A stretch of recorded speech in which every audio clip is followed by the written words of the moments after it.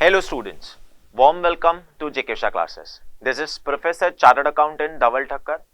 Here in this particular video, we are going to see RTP of November 2022 with respect to paper 1 accounting, in that specifically accounting standards. So in this particular video, we are going to see questions of accounting standards which are asked, or I can say given, in RTP November 2022. So let us start with directly accounting standard part. So here is the first question. The first question is anyways there in JKC textbook classwork section only. Same to same question is available here along with the same figures. So let us start. This first question is based on AS1, where we are going to discuss a fundamental accounting assumption, in that specifically going concern. Now you all the students are aware that when the going concern assumption is not valid, the financial statement needs to be prepared on NRV basis, that is basically assets at realizable value and liabilities at settlement value. So let us start discussing this question. Summarize balance sheet of a cloth trader as on 31st March 2021 is given below. Proprietor's capital, profit and loss account, 10% loan account, trade payables given. On the asset side, property, plant and equipment, closing inventory, trade receivable, deferred expenses, cash and bank is given. Now looking at this question, such a big question, whenever such big question comes, first of all always read the requirement part first. So once you read the requirement part, your understanding with respect to reading will change. So you will read your entire question based on requirement part only, or I can say wherever you feel that this particular information is irrelevant based on requirement part, you will ignore that particular information. So let us first of all see the requirement part. You are required to prepare, in the bracket they have mentioned not assuming going concern. It means fundamental accounting assumption is not valid. Now when fundamental accounting assumption is not valid, in that case we have to give specific disclosure that going concern assumption is not valid. Now as I already said, when going concern assumption is not valid, financial statement needs to be prepared on NRV basis. Now they are asking us to prepare profit and loss account for the year 2021-22 and balance sheet as on 31st March 2022. Now already one balance sheet is given, but if you can see that balance sheet is nothing but as on 31st March 2021, can I say this is nothing but the opening balance sheet? Now you are supposed to prepare closing balance sheet, or I can say financial statement for the year 2021-22, where going concern assumption is not valid. So we are about to close our business, or I can say we have anyways declared that we are closing our business. Winding up procedures are going on. Let us see first additional information. The remaining life of property, plant and equipment is 8 years, and the pattern of the use of the asset is even. So they are saying the remaining useful life of the PP, that is nothing but 8 years. Now if you can see here on the asset side, PP is given, that is nothing but 3,60,000. Now let us consider if going concern assumption is valid. So what you would have done? So 3,60,000 we would have written off, or I can say we would have charged depreciation over the remaining useful life of 8 years. So 3,60,000 divided by 8 years, it comes to 45,000 per annum. Now we are not supposed to follow this concept as a going concern assumption is not valid. So we have to show this property, plant and equipment at NRV. Okay, so now they are saying the NRV of PPE on 31st March 2022 was 3,25,000. So boss, in the balance sheet as on 31st March 2022, we have to show this PPE at realizable value of 3,25,000. So sir, in our opening balance sheet it is appearing at 3,60,000. In our closing balance sheet where going concern assumption is not valid, we have to show this PPE at 3,25,000. So the difference of 35,000 will be treated as depreciation, that will hit to your P&L and it will reduce your PP. So the final conclusion, in your P&L debit to depreciation, how much sir? It will be 35,000, and in your balance sheet asset side you will show your PP at 3,25,000. Okay, now you might be worried, sir, here are we supposed to prepare any trading account? See, they have just asked you to prepare profit and loss and balance sheet. So this profit and loss we will consider as a combined trading and P&L.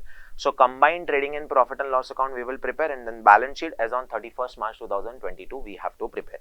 Now definitely this is nothing but the cloth trader, and you can see the balance sheet. In that balance sheet here proprietor's capital is given. It means it is a sole trader's financial statement. So no need to go for that company's financial statement format. So definitely we will go for normal T format of trading P&L and balance sheet. Next, second one. Purchases and sales in 2021-22 amounted to 22 lakh 50 and 27 lakh 50. So this purchases will go to your trading P&L debit, and this sales will go to your trading P&L credit. Now you might be thinking, sir, what will be the second effect? See, first of all, there is no clarity that these purchases are cash purchases or credit purchases. If this is cash purchases, then we have to give second effect in the cash bank balance. Now, this cash and bank balance is given 25,000, but dear student, this is nothing but the opening balance. In that cash purchases, we have to adjust. Like say example, if we are purchasing goods, then cash will go out, so we have to reduce. Now here sales are also there, so in case of sales, money will come into. So in that case, we have to add into the cash bank balance. So because of purchases, it will reduce. Because of sales, it will increase. But what is the ultimate goal? Why we are adding or deducting the amount of purchases and sales in the opening cash bank balance?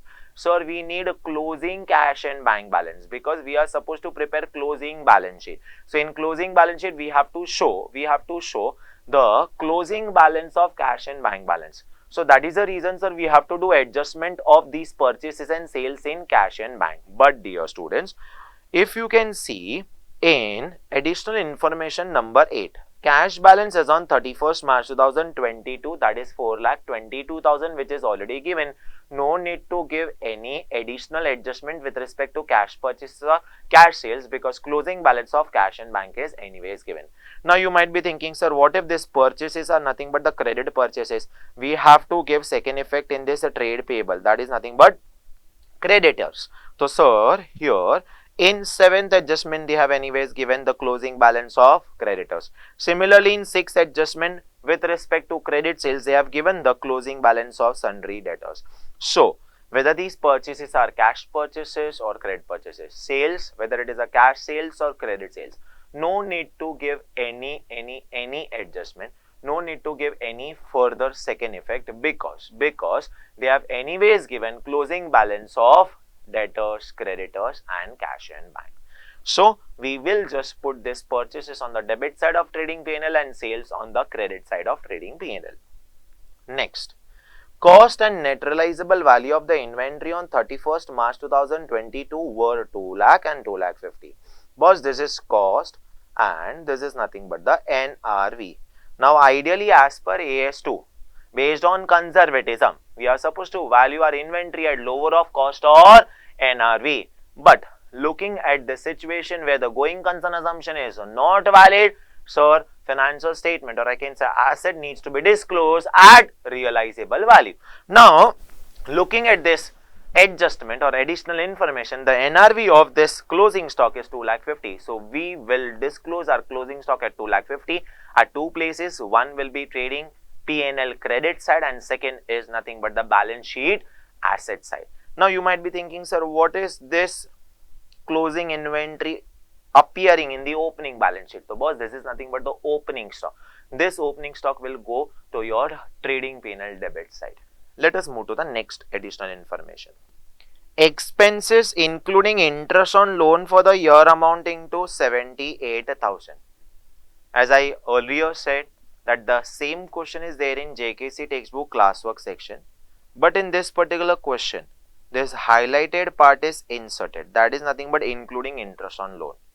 Earlier, what we were supposed to assume, that the loan which is given in this balance sheet, that is a 10% loan account, 2,10,000, that is nothing but the opening outstanding, and this loan was outstanding for the entire year. So on that, interest will be accrued and we have to pay.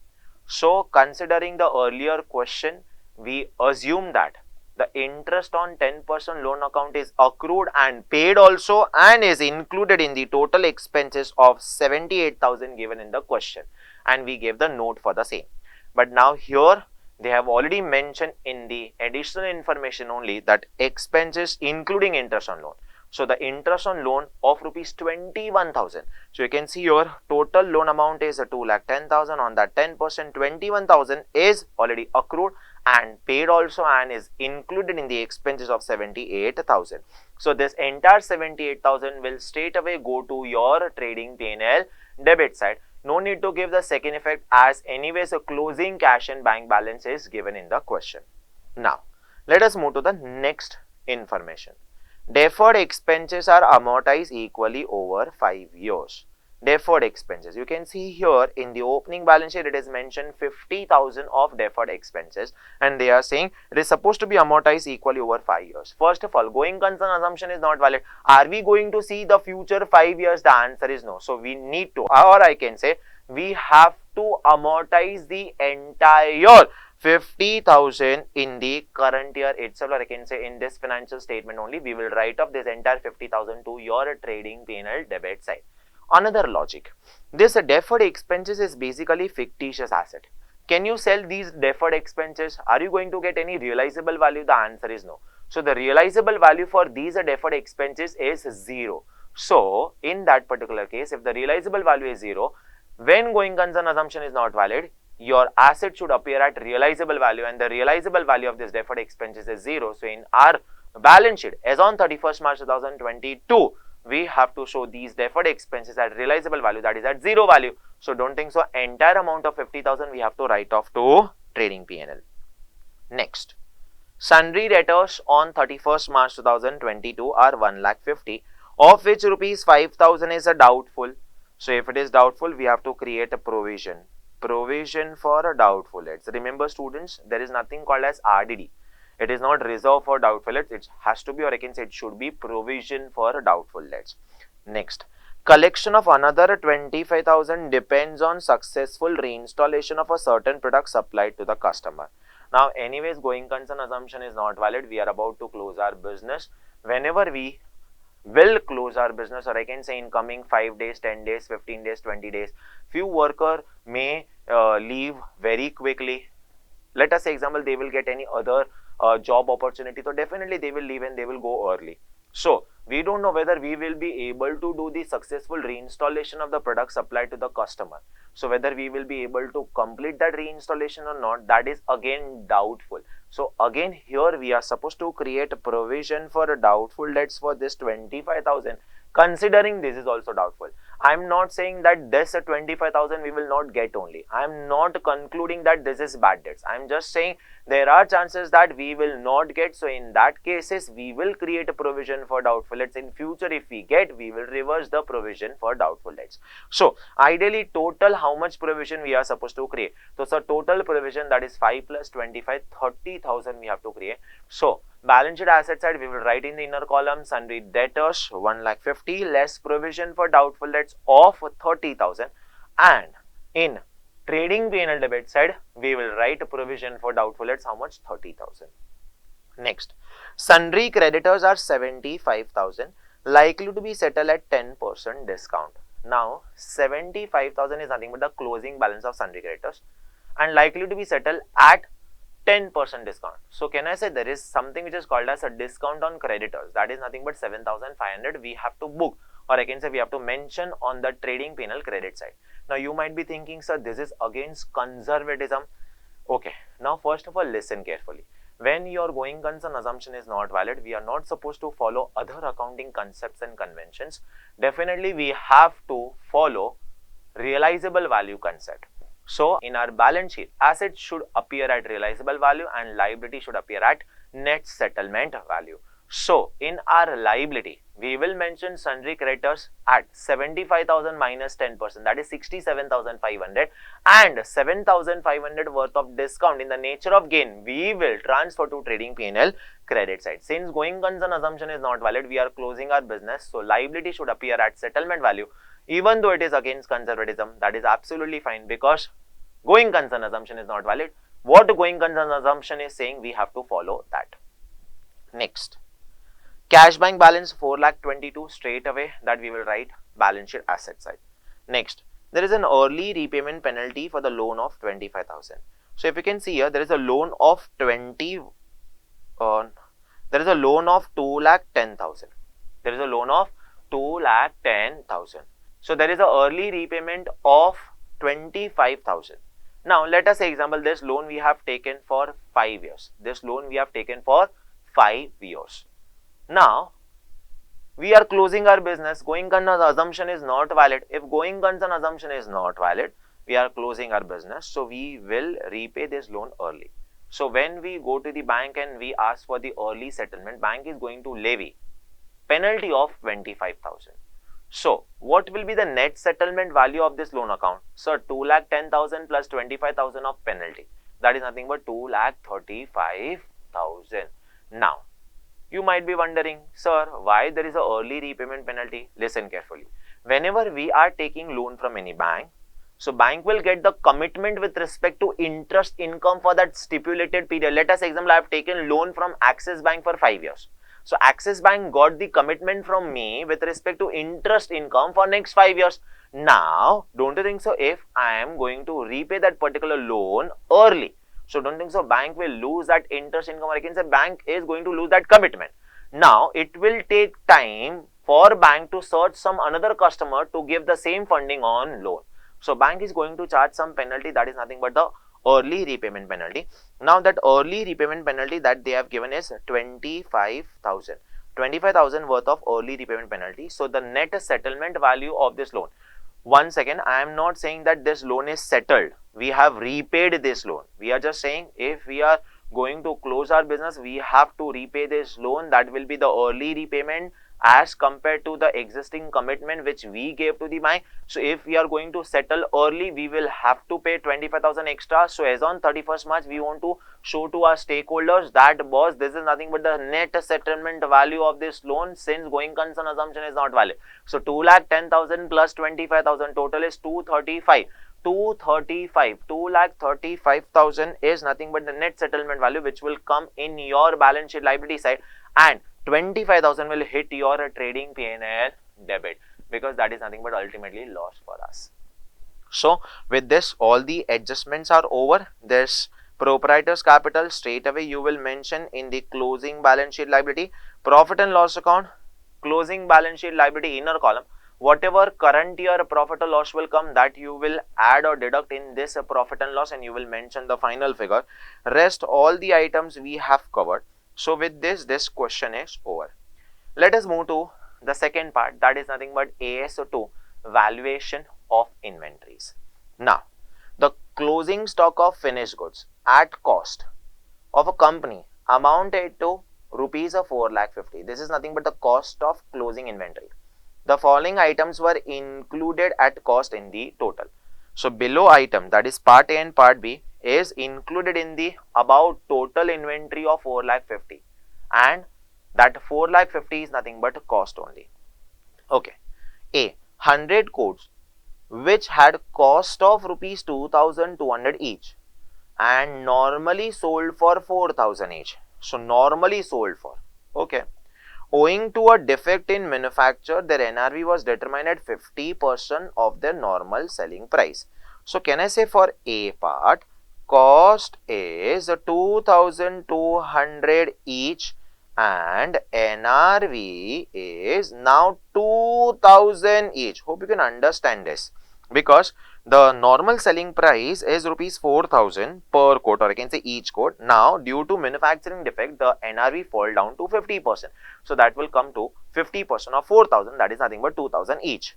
So can I say inventory should be valued at lower of cost or NRV? So the cost of this inventory, 100 coats into 2,200, and NRV is 100 coats into 2,000. So sir, this is nothing but 2,20,000 and this is nothing but 2,00,000. So this is cost and this is NRV. Dear students, tell me, in the total cost of inventory of 4,50,000, which amount is included? Sir, cost is included. They have specifically mentioned here. They have mentioned that the items were included at cost in the total. Okay. So sir, cost is included. But sir, we have to record now that at NRV. So we have to reduce the value of this inventory of coats by how much? So we have to reduce by 20,000. So we have to reduce this by 20,000. So 4,50,000 minus 20,000. Once we reduce by 20,000, this inventory of 100 coats will come down to NRV. That is based on conservatism. Okay. So 4,50,000 minus 20,000. That is confirmed. Second, B part. Let us see the B part. Shirts which had a cost of rupees 50,000. Their NRV at balance sheet date 55,000. So they are saying cost is 50,000, NRV is 50,000. Now what further they are saying? Commission at the rate of 10% on sales is payable to the agent. You have to ignore this commission at the rate of 10%. See, in this particular question, they have given NRV directly. You are not supposed to calculate NRV. If you are supposed to calculate NRV, then for the purpose of calculation of NRV, formula is estimated selling price of the finished goods minus estimated selling expenses.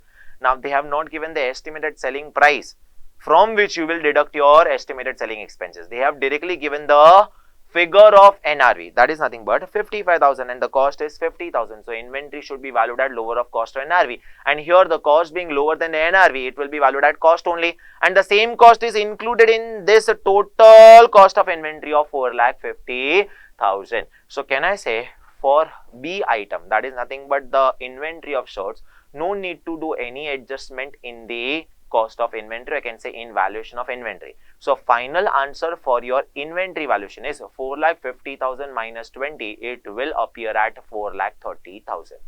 Okay, let us move to the next question, that is nothing but AS 10, property, plant and equipment. RS Limited has acquired a heavy plant at a cost of 2 crores. Okay. The estimated useful life is 10 years.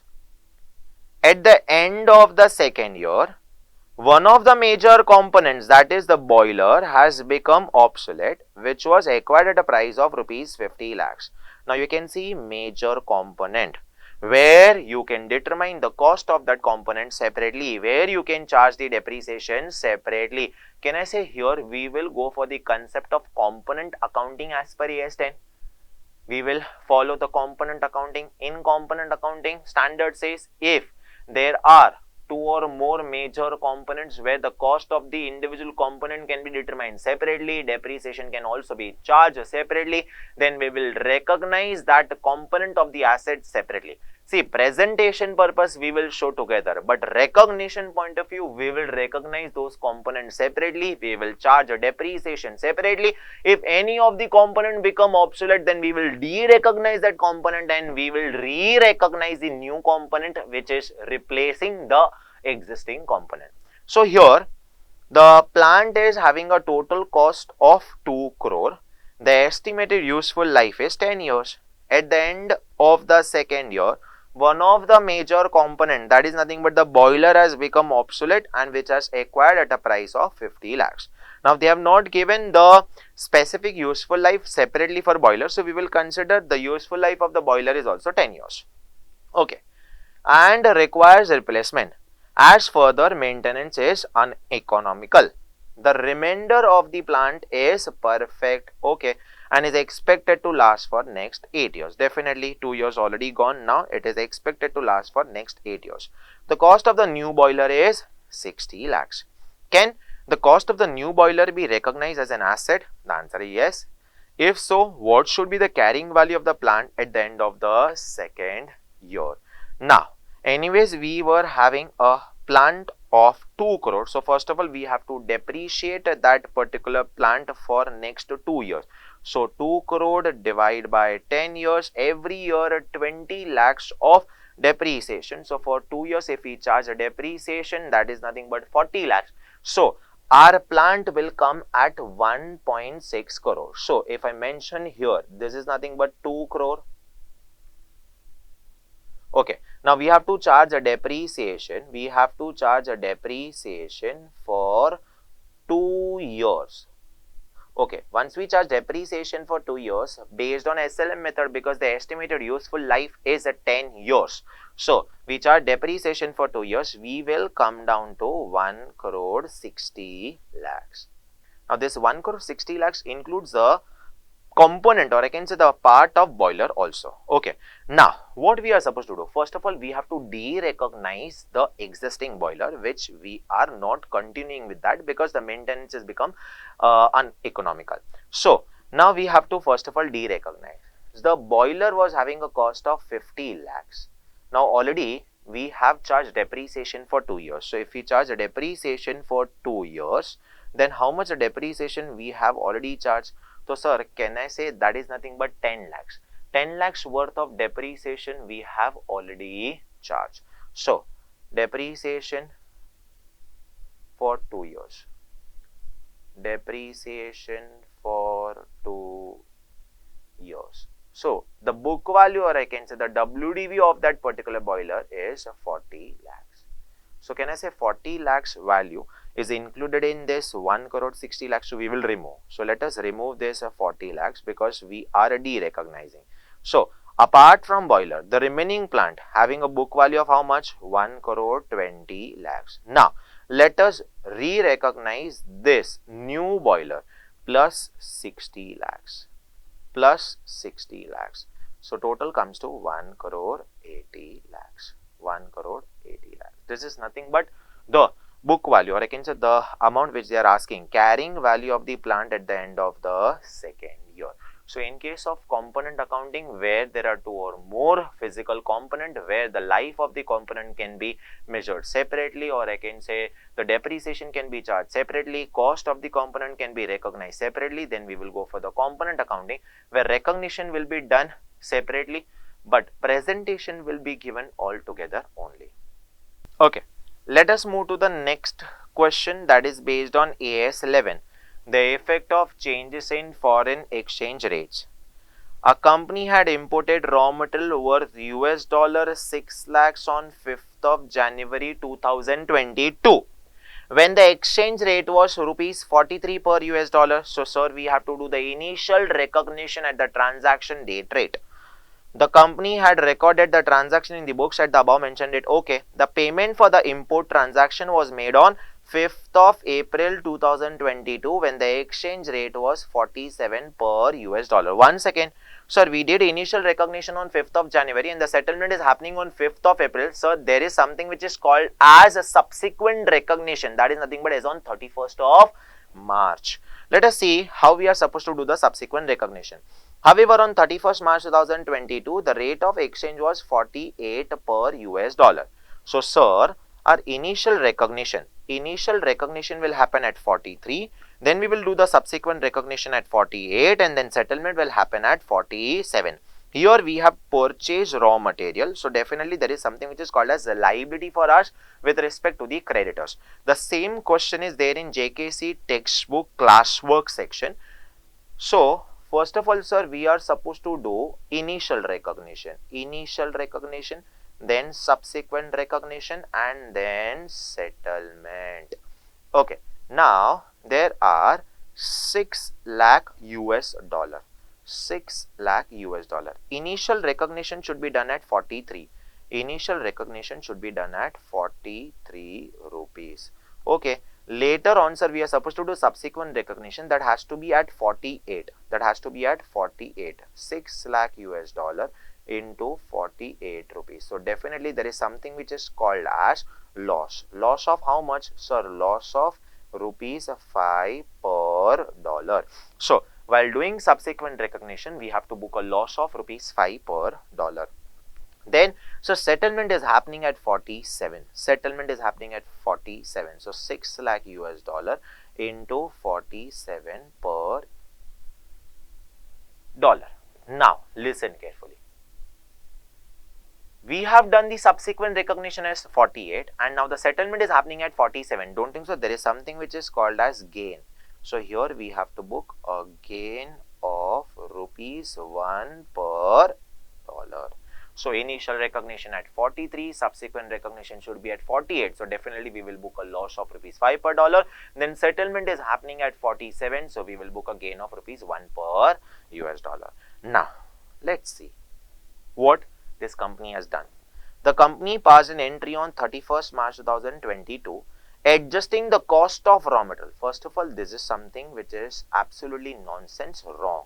What company has done? Company has adjusted the difference of this foreign exchange in cost of raw material consumed.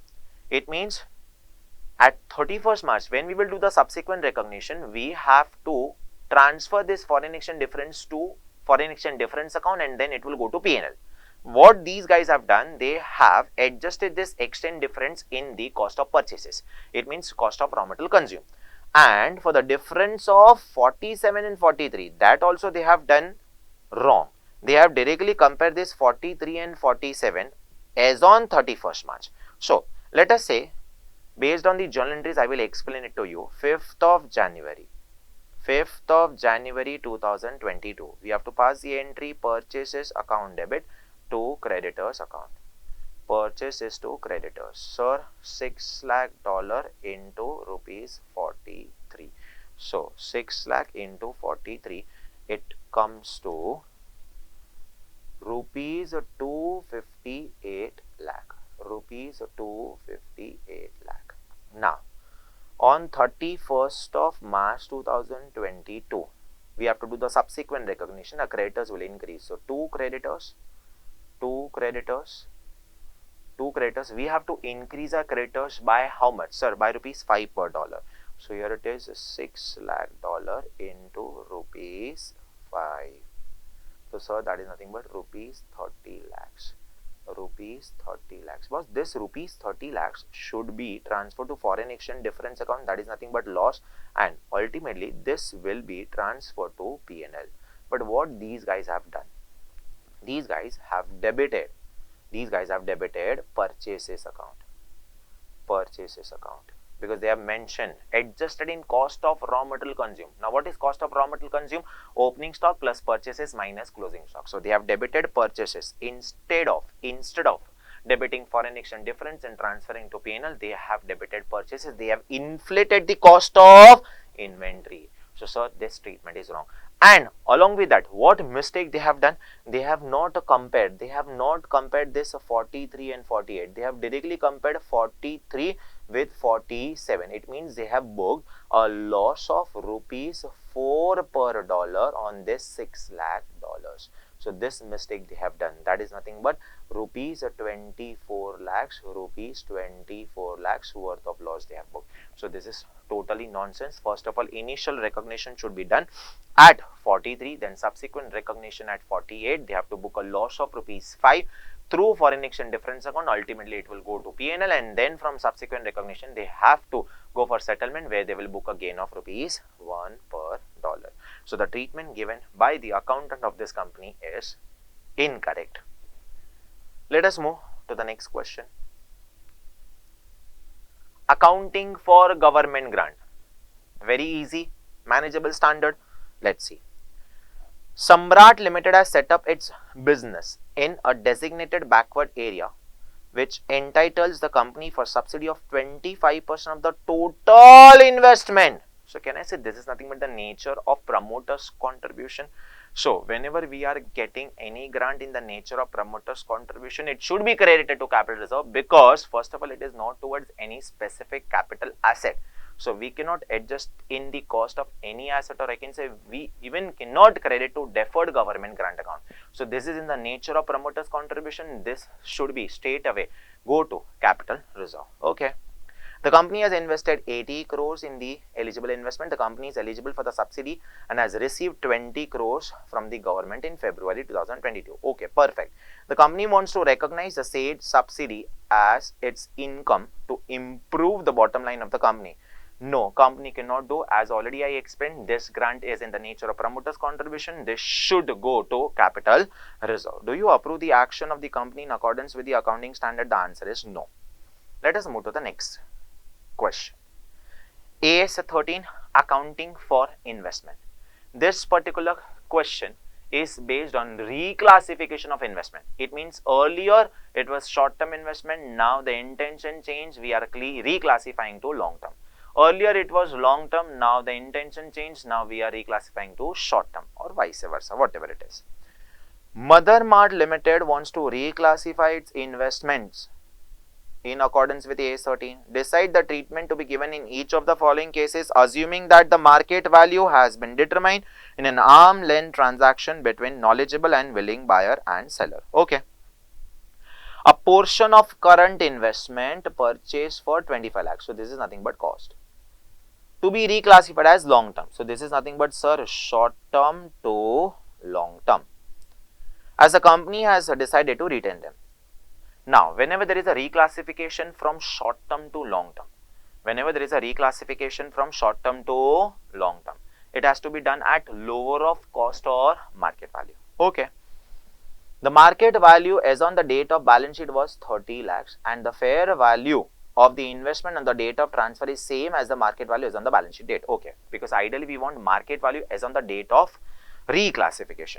Okay, so sir, cost is at 25 lakhs, market value is 30 lakhs. So sir, lower of cost or market value, that is nothing but 25 lakhs only. So we will reclassify at cost only, that is 25 lakhs rupees. Okay, next, second, another portion of current investment purchase for 20 lakhs. So sir, this is nothing but cost, has to be reclassified as long term. So sir, here also it is a short term to long term. Again, whenever there is a reclassification from short term to long term, it should be done at lower of cost or market value.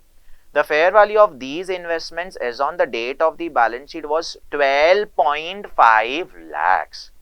Okay, so now they are saying the fair value is 12.5 lakhs. So sir, it should be reclassified, or I can say transferred from short term to long term at lower of cost or market value. Sir, cost is 20 lakhs, market value is 12.5 lakhs. So sir, it should be transferred at market value, that is rupees 12.5 lakhs. So sir, in our books of accounts it is appearing at 20 lakhs, that is nothing but cost, because book value is not given, so we will consider the book value and the cost is same. Now we are reclassifying, or I can say we are transferring from short term to long term at 12.5 lakhs. So don't think so we have to book a loss of 7.5 lakhs. So sir, there is a loss of 7.5 lakhs. This 7.5 lakh worth of loss will be transferred to P&L. Okay. One portion of long-term investment no longer considered as holding purpose. So this is nothing but a long-term to short-term. To be reclassified as current investment. The original cost of these was rupees 15 lakhs, but had been written down to 11 lakhs. This is nothing but the book value, or I can say carrying amount. So whenever we are doing reclassification from long term to short term, then this should be done at lower of cost or book value. Now listen carefully. Earlier it was long term. So in case of long term, if you remember, long term investment should be valued at cost only unless and until there is a permanent reduction. So if there was no permanent reduction, then your cost and the book value will be same. But now in this case, the book value is 11 lakhs. It means in your books of accounts, it is appearing at 11 lakhs. It means earlier there was permanent reduction due to any reason. So now in your books of accounts, it is appearing at 11 lakhs. Cost was 15 lakhs. We purchased for 15 lakhs. Now we are supposed to reclassify from long term to short term. So sir, cost is 15 lakhs, book value is 11 lakhs. It should be at lower of cost or book value, or I can say carrying amount. So definitely it will be reclassified, or I can say it will be transferred at book value. That is nothing but rupees 11 lakhs. No need to book any loss. Loss we have already recognized, boss. This was appearing in our books of accounts at 11 lakhs only, and we are transferring from long term to short term. We are doing reclassification to short term at 11 lakhs only, at book value only. So no need to book any loss. So with this question is also over. Let us move to the next question, or I can say the last question. That is nothing but AS 16. Very, very, very interesting question. Very nice question. Let us start with this. Harish Construction Company is constructing a huge building project consisting of 4 phases. It is expected that the full building will be constructed over several years, but the phase 1 and phase 2 of the building will be started as soon as they are completed. Now remember AS 16 capitalization criteria. In that capitalization criteria, it was first commencement of capitalization, second suspension, and last was cessation. Cessation means a stoppage. We have to stop capitalizing once the asset is substantially ready for its available use. Now in that there is one point. If we are constructing assets in part and any part is ready and capable of use independently, where the work on the other part is still going on, we have to stop capitalizing the borrowing cost for that completed part. So similarly here, phase 1 and phase 2, once it is over, we have to stop capitalizing for these two phases with respect to borrowing cost. Okay. Following is the detail of the work done on different phases of the building during the current year. Cash expenditure and building purchase in phase 1, phase 2, phase 3 and phase 4. So here you can see the total expenditure. Directly focus on total expenditure on phase 1. We have incurred 34 lakhs, phase 2 64 lakhs, phase 3 55 and phase 4 68. And the total expenditure of all phases is 221. You can take the total of all these numbers, that is 34, 64, 55 and 68. So if you take the total of all these figures, so it will come to 221. So you will come to know that these figures are not cumulative, these are individual. Phase 1 34 lakhs, phase 2 64, phase 3 55 and phase 4 68. So total comes to 221 lakhs. Loan taken at the rate of 15% at the beginning of the year. On the day 1 only we have taken loan, that is of 200 lakhs. Now, if you can see here, the total expenditure on the qualifying asset is of 221 lakhs during the current year, whereas the loan taken is nothing but of 200 lakhs. Now, as you all are aware, qualifying asset means asset which necessarily takes substantial period of time to get ready for its intended use. Here also they have mentioned that is nothing but it will take several years for the construction. So definitely this is nothing but a qualifying asset where we have taken a loan of 200 lakhs and the total expenditure in qualifying asset in the current year is 221 lakhs. So hope you got that there is something which is called as own fund also, because we have borrowed 200 lakhs whereas invested in the qualifying asset is of 221 lakhs. So definitely the difference of 21 lakhs is nothing but from our own fund. Now, during mid of the current year, so they have not specifically given any date. Based on this, we will consider mid of current year. It means once the 6 months are over. Phase 1 and phase 2 have become operational. Operational means, sir, it is available for its use. So definitely we have to stop capitalizing borrowing costs with respect to phase 1 and phase 2. Find out the total amount to be capitalized and to be expensed during the year. Now, how and what we are supposed to do in this particular question. So what we are supposed to do? We are supposed to calculate the borrowing cost to be capitalized in each of the phases. And how? Let us discuss. So sir, first of all, let us calculate the borrowing cost. So the borrowings is of rupees 200 lakhs on 15%. So my borrowing cost is nothing but 30 lakhs rupees.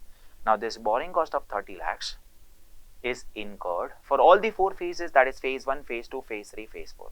Now first of all, this loan of 200 lakhs is utilized exactly for which phases we don't know, because see here we have used our own fund also. Now in which phase we have used our own fund, in which phase we have to use our loan fund, no specific information is given, because you can see the total amount of expenditure incurred in qualifying asset is 221 lakhs where the total amount of borrowing is nothing but 200 lakhs. So here there is something which is called as own fund of 21 lakhs.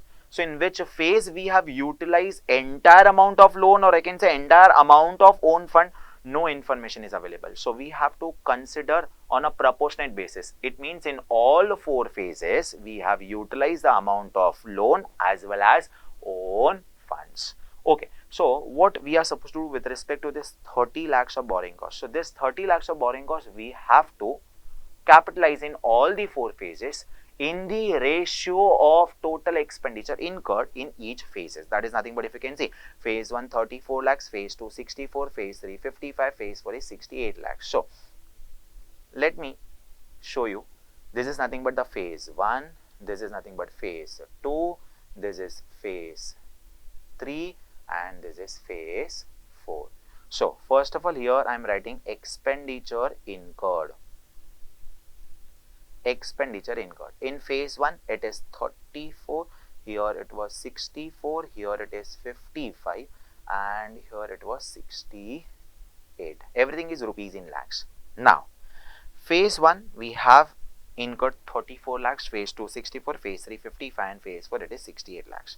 So let us distribute the amount of borrowing cost in the ratio of 34 is to 64 is to 55 is to 68. Total comes to how much?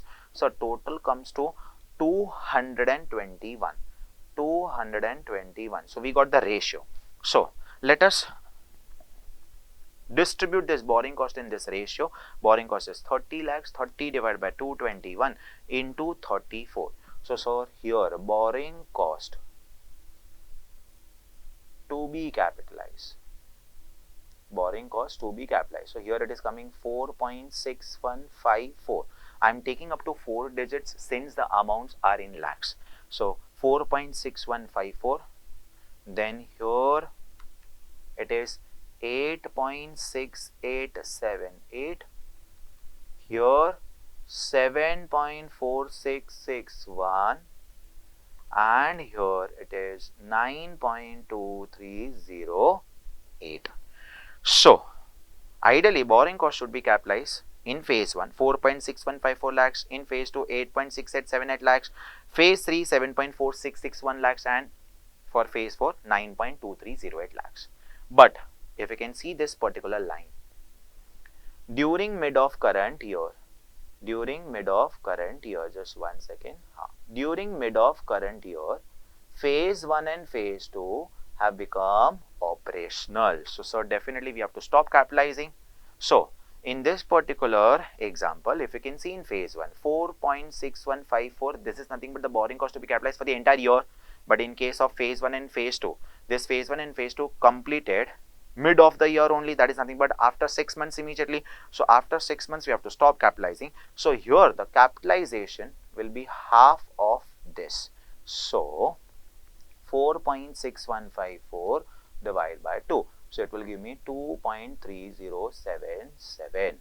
Next 8.6878 divided by 2. So it will give me 4.3439. So for phase 1 and phase 2, how much we are supposed to capitalize? That comes to 6.6516. If you can see in answer which is given in RTP, they have directly given this figure of 6.6516. I have given the bifurcation of phase 1 and phase 2 separately. Now in phase 3 and phase 4, we are supposed to capitalize, that is nothing but 16.6969. Now this will be capitalized directly in the cost of the asset because asset is ready.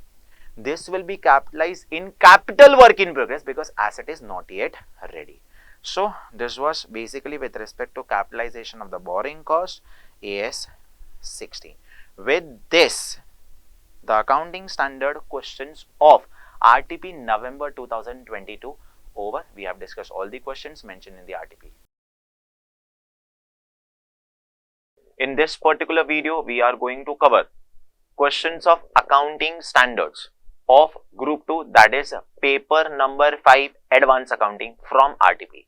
So here we are going to discuss RTP accounting standard questions of advanced accounting. So let us start one by one.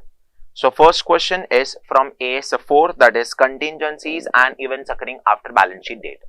Here they are saying explain accounting treatment of contingent gains. First of all, contingent gain should not be recorded since it is nothing but the unrealized gain.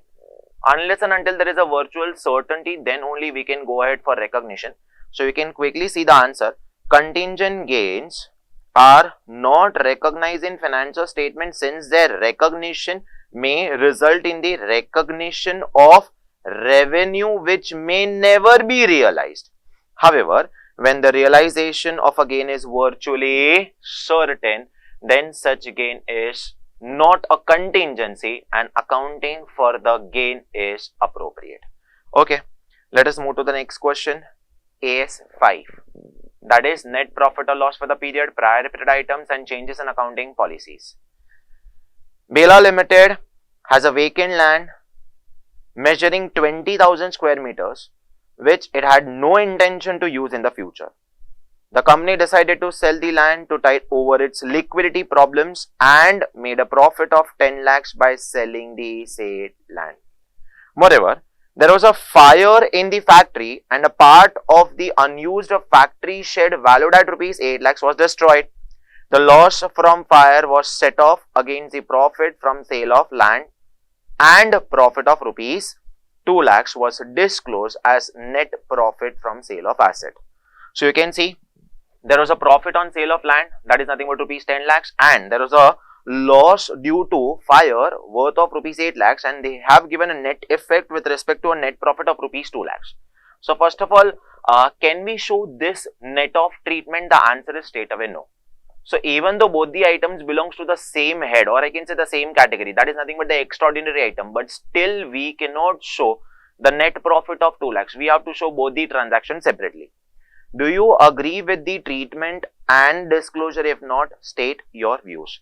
So similarly, based on AS5, we have to mention our answer based on extraordinary item. Even though both belongs to the same category, same head, still we have to give a separate disclosure, and the disclosure should be like this way: profit or loss before extraordinary item. Then we have to give the treatment of both the extraordinary items separately, and then profit or loss after giving adjustment of extraordinary item. Okay. Next, AS7, construction contracts. On 1st of December 2020, Sampath Construction Limited undertook a contract to construct a building for 108 lakhs. So can I say this is nothing but the contract revenue, 108 lakhs. On 31st March 2021, the company found that it had already spent 83.99 lakhs on the construction. That is nothing but the cost incurred till date.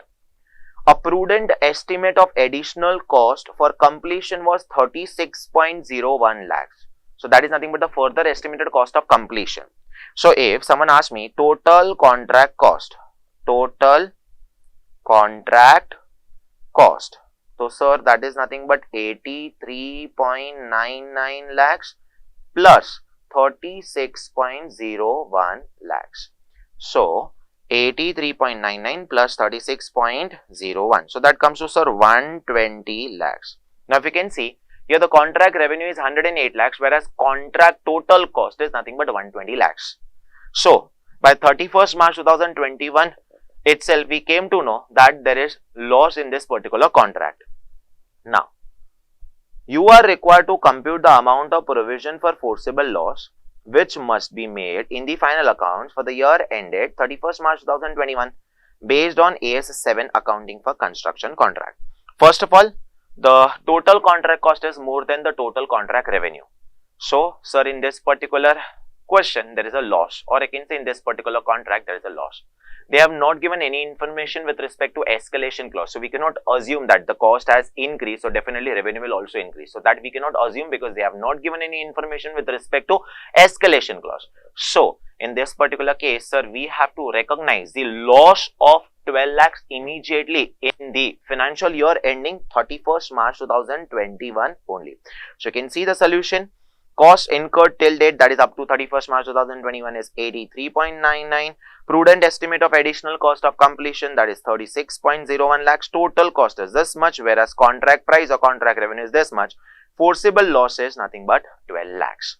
Now, they are saying this 12 lakhs should be immediately provided in the books of accounts for the year ended 31st March 2021. Now, with respect to provision, how much amount of provision we are supposed to create, let us discuss that also. Now, first of all, we have to calculate percentage of completion. Percentage of completion. Let us calculate percentage of completion up to 31st March 2021. So, sir, that is nothing but the cost incurred till date divided by total cost of contract. That is nothing but 83.99 divided by 120 lakhs into 100. So, sir, that will give me 69.99 percentage. This is nothing but percentage of completion. So, up to 31st March 2021, 69.99 percentage of the contract is completed. So, let me quickly show you a small P&L where I will show your contract cost, here contract revenue. Sir, contract cost incurred in year 1. This P&L is for the year ended 31st March 2021. So contract cost incurred till that date is nothing but 83.99 lakhs. Now, how much contract revenue we are supposed to recognize? So I will say, sir, total contract revenue is nothing but 108 lakhs into percentage of completion, that is 69.99 percentage. So, sir, we are supposed to recognize contract revenue of 75.59 lakhs. So, sir, how we got this 75.59 lakhs? So, that is nothing but total contract revenue of 108 lakhs. 108 lakhs into percentage of completion, that is 69.99 percentage. So, we got, sir, contract revenue, we should recognize 75.59 lakhs. Now, you all are aware that in this particular year, we are supposed to recognize a total loss of how much, sir? We are supposed to recognize total loss of 12 lakhs. Now, here we are supposed to get the amount of provision which we have to create in the very first year. So 75.59 plus 12 minus 83.99. So here we have to create a provision for 3.6 lakhs. This is nothing but the amount of provision for loss. See, total loss we are supposed to recognize, that is nothing but 12 lakhs in the very first year. That is nothing but the financial year ending 31st March 2021. But how much amount of provision we have to create? That is nothing but 3.6 lakhs. Okay. So, with this question is also over. Let us move to the next question. That is nothing but AS9, revenue recognition. When revenue will be recognized in the following situation? First, where the purchaser makes a series of installment payments to the seller and the seller deliver the goods only when the final payment is received. So, definitely revenue will be recognized only when the final payment is received. Next, where seller concurrently agrees to repurchase the same goods at later date. Can I say this is not to be considered as a sale? This is purely a financial arrangement. Like, let us say example, I am in a need of a specific loan of rupees 5 lakhs. And I am saying I will mortgage this particular asset which is I am owning to you, and then I will take a loan. After 6 months, I will repay that loan and I will take that asset back. So basically here, seller is concurrently agrees to repurchase the same goods at a later date. It means definitely this is nothing but the financial arrangement where any cash flow, inflow or outflow, we are not supposed to recognize as revenue. Yes, definitely the interest component will be recognized on accrual basis because this is nothing but a loan transaction. Next, where goods are sold to distributors, dealers or other for resale. So definitely here we have to see the PO, that is nothing but performance obligation. Risk and rewards attached to the ownership, or against the risk and rewards attached to the property of the goods should be transferred, that is performance obligation. Once it is over, we can recognize the revenue. Commission on service rendered as agent on insurance business. So definitely if say example we are an insurance agent and we are helping clients to get their policy renewed, or I can say for the very first time they are taking the policy. So as a insurance agent, our commission should be recognized on effective commencement of the policy, or I can say on the effective renewal of the policy. Next, that is nothing but segment reporting. A company has an inter-segment transfer pricing policy of charging at cost less 10%. The market price are generally 25% above cost. Is the policy adopted by the company is correct? Yes, sir, definitely. In segment reporting, they have not given any specific guidelines about this. This is nothing but the internal transfer. Like segment A is selling goods to segment B. It is their own policy that whether segment A should sell to segment B at what price, whether below the cost or at cost, or I can say more than cost. So that is nothing but their internal policy. But whatever policy they are adopting for accounting, they have to disclose in their notes. Next, AS18. Related party transaction. Now this question is little interesting, please pay attention. SP Hotels Limited enters into an agreement with Mr. A for running its hotel for a fixed return payable to the later every year. So SP Hotel Limited enters into an agreement with Mr. A for running its hotel for a fixed return payable to the later every year. Okay. The contract involves day-to-day management of the hotel, while all financial and operating policy decisions are taken by the board of directors of the company. So here, sir, power to direct operating and financial policies is with board of director of this SP Hotels Limited only, and not with Mr. A. Even though Mr. A is managing day-to-day operation, but he does not have power to direct the operating and financial policies. Mr. A does not own any voting power also. Would he be considered as a related party of SP Hotels Limited? The answer is no. As you all are aware, it does not fit into the categories, or I can say the criteria mentioned in AS 18 for related party relationships. Okay, let us move ahead. AS 19, leases. Again, interesting question. Same type of question is there in JKC textbook classwork section with different figures. Win Limited has entered into a 3-year lease arrangement with Tanya Sports Club in respect of fitness equipments costing 16,99,999.50. The annual lease payments to be made at the end of each year are structured in such a way that the sum of the present values of the lease payments and that of the residual value together equal the cost of the equipments leased out. So basically, this particular question we are supposed to solve from the point of view of lessor, where we say at IRR, PV of CI is equal to PV of CO, that is present value of cash inflow is equal to present value of cash outflow. Here, looking at this question, we are supposed to find out the value of the lease rentals per annum. Let us read further. The unguaranteed residual value of the equipment at the expiry of the lease is estimated at 1,33,500. This is UGRV, unguaranteed residual value. Now, if I just want to jot down some information, so can I say cost of this equipment is 16,99,999.50. Basically, can I say fair value? That is nothing but 16,99,999.50. Next, UGRV. UGRV is nothing but 1,33,500. The asset would revert to the lessor at the end of the lease. It means there is nothing called as GRV, guaranteed residual value. In this question, there will not be GRV given, or I can say definitely based on this particular line, we can say that lessee is going to return this asset to the lessor. So there is no GRV by the lessee. Given that the implicit rate of return IRR is 10%, you are required to compute the amount of the annual lease payment and the unearned finance income. So first of all, we are supposed to calculate lease rentals per annum. Discounting factor at 10% for year 1, 2 and 3 are this much. So let us just calculate a PVF, present value annuity factor. I'll just do the summation of these three discounting factors.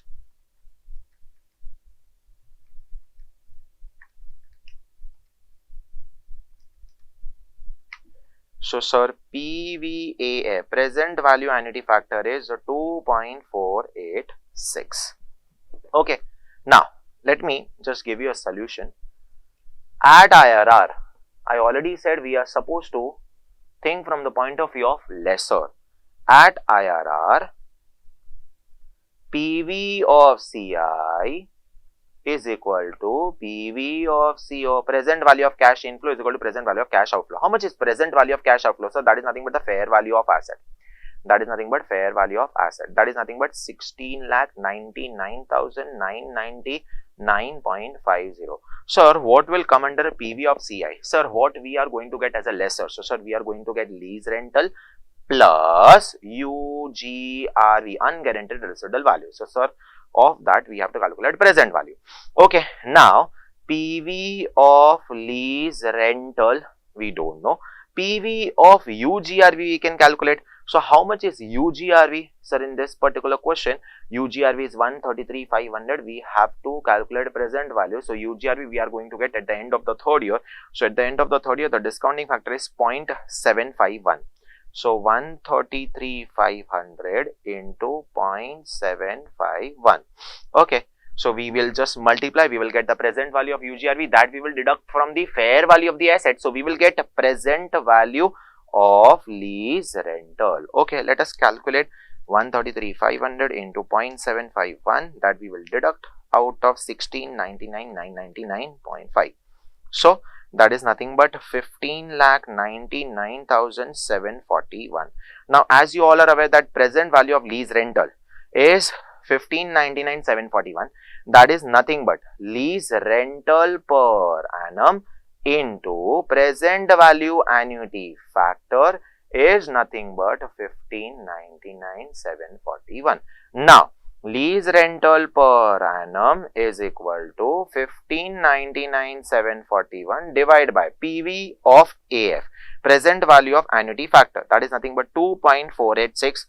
2.486. We will just divide that 2.486. So we will get lease rental per annum as a 6,43,500 per annum. So this is nothing but the lease rental. You can see here lease rental 643,500. Now what they are asking next. So sir, we have to calculate unearned finance income. Unearned finance income.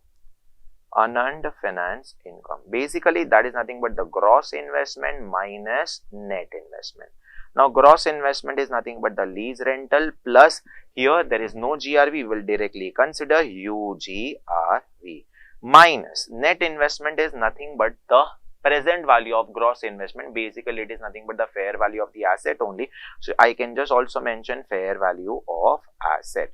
Now lease rental is 643,500 into 3 years plus UGRV is 133,500 minus fair value of the asset 1699,999.50. Okay, so let me just calculate.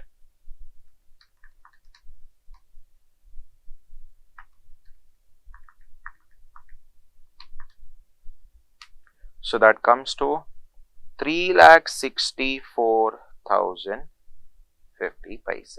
So that is nothing but the unearned finance income 364.50. So with this particular question is also over. Let us move to the next question, that is AS20 EPS, earnings per share. The following information relates to XYZ Limited for the year ended 31st March 2022. Net profit for the year after tax is 37,50,000. Number of equity shares of rupees 10 each outstanding, that is nothing but 5 lakhs. This should be 5 lakhs. Okay. Convertible debentures issued by the company at the beginning of the year, that is nothing but 50,000. Equity shares to be issued on conversion 55,000. It is not like on conversion of each debenture. They have just given the total number of equity shares to be issued on conversion. Okay. The rate of income tax is 30%. You are required to calculate basic as well as diluted earnings per share. So basic EPS is very easy, sir. They have given the net profit for the year after tax. So that is nothing but 37,50,000 divided by number of equity shares, that is nothing but 5 lakhs. So sir, it will give me 7.5. So you can check out here, 7.5 is nothing but your basic EPS. Now we have to calculate diluted EPS. Now in case of diluted EPS, your numerator and denominator both is going to have some impact. So definitely denominator will have a bigger impact than the numerator. In numerator, definitely on conversion of debentures into equity shares, we are going to save our debenture interest. That is nothing but we are going to save expense with respect to debenture interest. But against that, our tax expense will increase. So sir, we have to consider savings in debenture interest expense net of tax. Now let us calculate how much debenture interest we are going to save. So sir, convertible debentures numbers are 50,000, 8 debenture is of rupees 100 into 8%. So that will give me 4 lakh. 4 lakh is nothing but the debenture interest. Now on that, sir, 30% tax rate is there. So straight away we will deduct 30%. So sir, our savings in debenture interest expense net of tax is nothing but 2,80,000. So if I want to calculate diluted EPS, so in this numerator part 37,50,000, I am going to add savings in debenture interest expense net of tax, that is nothing but 2,80,000. So you can see here 4 lakh minus 1 lakh 20. So net is nothing but 2 lakh 80,000 that we will add in this net profit. We will get adjusted net profit for the current year for the purpose of calculation of DEPS, that is diluted earning per share, that is nothing but 40 lakh 30,000. And definitely sir, in denominator sir, number of equity shares will increase. So sir, earlier the number of equity shares was 5 lakhs, now it will increase by 55,000. So it will become 5 lakh 55,000. So 40 lakh 30,000 divided by 5 lakh 55,000. So it will give me 7.26 per share. You can see basic EPS is 7.50, diluted EPS is nothing but 7.26. So definitely your EPS is diluted. Okay. With this, let us move to the next question. AS 22, they have asked a theory question from this standard. Define following as per AS 22 accounting income. So the profit or loss calculated based on GAAP, that is generally accepted accounting principles, basically based on accounting standards in your books of accounts before a tax, that is nothing but accounting income. Taxable income, the taxable income is nothing but the profit which is calculated based on taxation laws and on which tax is levied. Last is the tax expense, that is nothing but current tax plus or minus deferred taxes. Next, AS 24 discontinuing operation. This question they have asked with connection of AS 25, that is nothing but interim financial reporting. Let us see what they have asked. What are the disclosure requirements in interim financial reports? That is nothing but as per AS 25. As per AS 24 for a discontinuing operation. So they are, again I am repeating this question, what they are saying. What are the disclosure requirements in interim financial reporting, which we prepare quarterly basis. So on that particular, what are the requirements of disclosure as per AS 24 for discontinuing operation? Very easy. Let us see the answer here. Any significant activities or events since the end of the most recent annual reporting period relating to discontinuing operation. So relating to discontinuing operation, any significant activities or events since the end of the most recent annual reporting. Second, any significant changes in the amount or timing of cash flows relating to the assets to be disposed or liabilities to be settled. So these are nothing but the disclosure requirement, we have to just remember. Next, AS 26, intangible assets. Same question is there in JKC textbook classwork section. K Limited launched a project for producing product X in October 2021. The company incurred 40 lakhs towards R&D expense. Due to prevailing market condition, the management came to the conclusion that the product cannot be manufactured and sold in the market for next 10 years. The management hence wants to defer the expenditure write-off to the future years. Can management do this? The answer is no. Straight away no. Sir, first of all, there are certain conditions. There are 4 conditions with respect to recognition of development expenditure. See, research expenditure will directly go to P&L, or I can say it will be written off to your P&L. But if I'm talking about development expenditure, there are 4 conditions. If those 4 conditions get satisfied, fulfilled, then only we can capitalize that development expenditure. Apart from those 4 conditions, let us directly focus on the recognition criteria only. Are we going to get future benefits from this particular asset? The answer is no, sir. If we recognize this asset, we are not going to generate any future benefits. So based on recognition criteria only, sir, we should not recognize this expense, or I can say we should not defer this expense to the future years. Definitely we have to straight away transfer this expense to our P&L. We have to write off. Okay. Advise the company as per the applicable accounting standard. We already discussed. Let us move to the last standard, that is nothing but AS 29. Provisions, contingent liabilities and contingent assets. Charles Limited is in the process of finalizing its accounts for the year ended 31st March 2022. It seeks your advice in the following cases. Charles Limited has filed a court case in 2014-15 against the competitors. It is evident to its lawyer that this company is going to lose the case and would have to pay rupees 3 lakhs being the cost of litigation. no entries or provision have been made in the books of accounts. So now it is probable that that company is going to lose this particular case. Company will have to pay for the penalty, or I can say the amount of rupees 3 lakhs being the cost of the litigation, and definitely in that case we have to create provision. As you all are aware that for creating provision there are conditions. So here you can see, as per AS 29, a provision shall be recognized when an entity has an present obligation as a result of the past event. It is probable that an outflow of resources embodying economic benefits will be required to settle. In this particular question, you can understand that now it is probable that there will be outflow of economic resources. So definitely we have to create provision. Basically here it is nothing but the present obligation. There is a present obligation with respect to past event where it is probable that there will be outflow of economic resources, and here we can definitely know the amount of the provision which we need to create. So amount of that particular provision can be reliably estimated. Second, a new regulation has been passed in 2021-22 by the Healthcare Ministry to upgrade facilities. Okay. Deadline set by the government is 31st March 2023. Boss, we are at the end of the year 31st March 2022 and the deadline set by the government is 31st March 2023.